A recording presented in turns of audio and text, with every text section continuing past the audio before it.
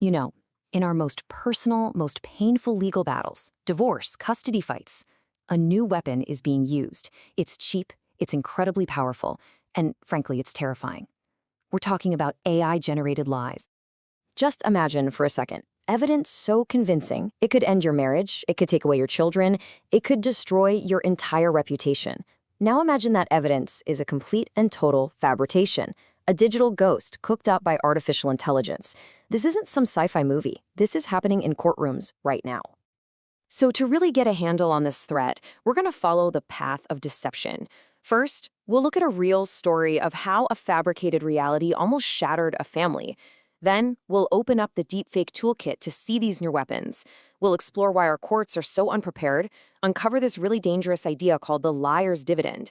And finally, we'll look at the escalating arms race between the fakes and the facts. Look, this isn't some problem for the future. It's already here. Let's kick things off with a true story of how a single digital lie almost completely destroyed a father's life.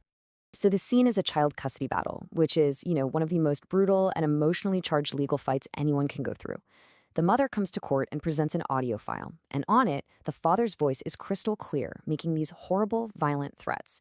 To any judge, this sounds like a slam dunk case, damning proof that he's a danger to his own family. But here's the thing. The father kept insisting, "That's not me, I never said that." And he was right.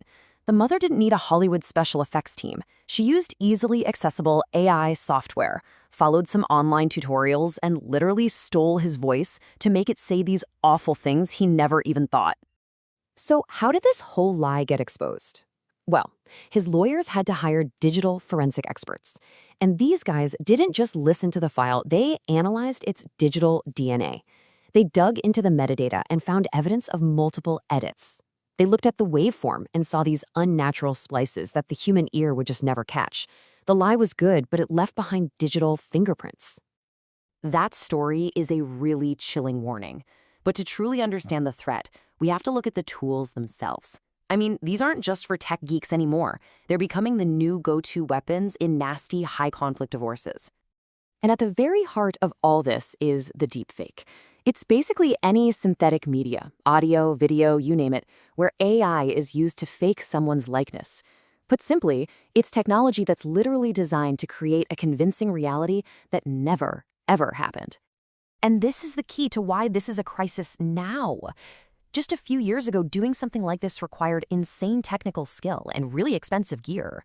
Today, consumer-grade apps and free online tools can whip up a fake voicemail or edit a video in just a few minutes.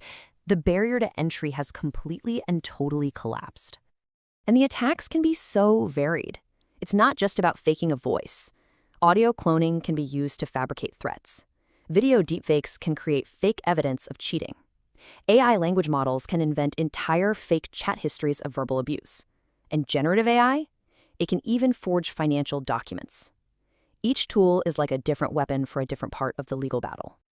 So these tools are popping up everywhere, but our legal system is just dangerously unprepared. And family courts of all places are uniquely vulnerable to this new wave of high-tech deception. And one of the biggest reasons why comes down to the standard of proof. See, in criminal court, the standard is beyond a reasonable doubt. That's a really high bar. But family court uses a much lower standard, preponderance of evidence. This just means a judge only has to decide which story is more likely to be true.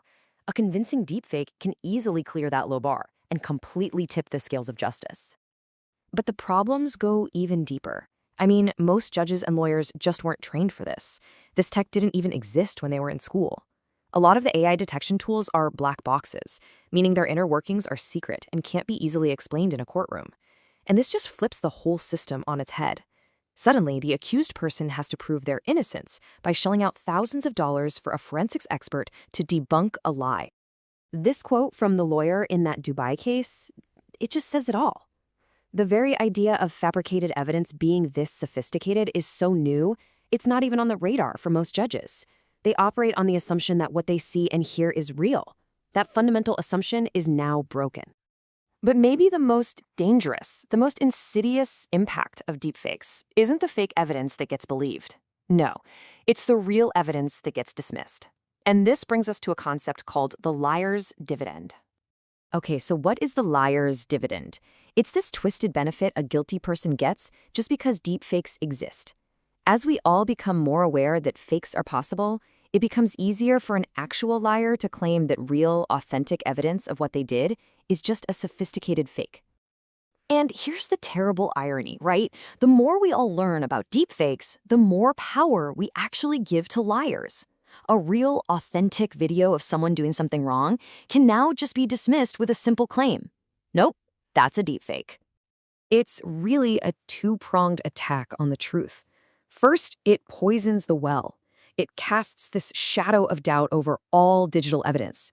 So a genuine recording of abuse can just be waved away as, oh, that's just AI. And second, it gives the guilty a built-in excuse. Anyone caught red-handed can now deploy the deepfake defense to muddy the waters and try to escape accountability. So, where does that leave us? Well, it leaves us smack in the middle of a high-stakes, escalating arms race, a battle between the technology of deception and the science of detection. Now, there is a small glimmer of hope.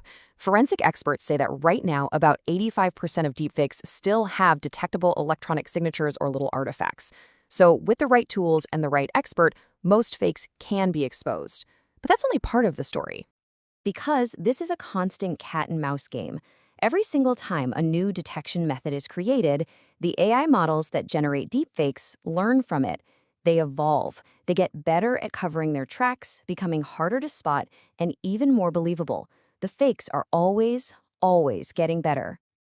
And that brings us to the really hard reality of the situation. The technology to create these fakes is improving way faster than our ability to detect them. It's getting cheaper and easier to use every single day. And our legal systems, they move at a glacial pace. They are years behind, with judges and lawyers just scrambling to keep up. And all of this, it leaves us with one profound and deeply unsettling question.